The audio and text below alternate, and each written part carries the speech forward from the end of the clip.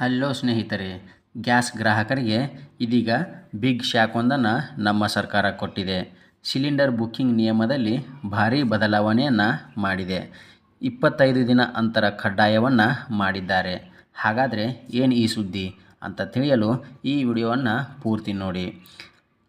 ಅಡಿಗೆ ಅನಿಲ ಬಳಸುವ ದೇಶದ ನಮ್ಮೆಲ್ಲ ಕೋಟ್ಯಾಂತರ ಜನಸಾಮಾನ್ಯರಿಗೆ ಕೇಂದ್ರ ಸರ್ಕಾರ ಇದೀಗ ಬಿಸಿಯನ್ನು ಮುಟ್ಟಿಸಿದೆ. ಬೆಲೆ ಏರಿಕೆ ನಡುವೆಯೇ ಸಿಲಿಂಡರ್ ಬುಕ್ಕಿಂಗ್ ಪ್ರಕ್ರಿಯೆಯಲ್ಲಿ ಬದಲಾವಣೆಯನ್ನು ಮಾಡಿದೆ. ಹೊಸ ನಿಯಮ ಇಂದಿನಿಂದಲೇ ಜಾರಿಗೆ ಬಂದಿದೆ. ಇನ್ಮುಂದೆ ಗ್ರಾಹಕರು ತಮಗೆ ಇಷ್ಟ ಬಂದಾಗ ಹಾಗೆ ಖಾಲಿ ಆದ ಕೂಡಲೇ ಹೊಸ ಸಿಲಿಂಡರ್ ಬುಕ್ ಮಾಡಲು ಅವಕಾಶ ಇರುವುದಿಲ್ಲ. 2 ಸಿಲಿಂಡರ್ ಬುಕ್ಕಿಂಗ್ ನಡುವೆ 21 ದಿನಗಳ ಕನಿಷ್ಠ ಅಂತರ ಇರಬೇಕಿತ್ತು.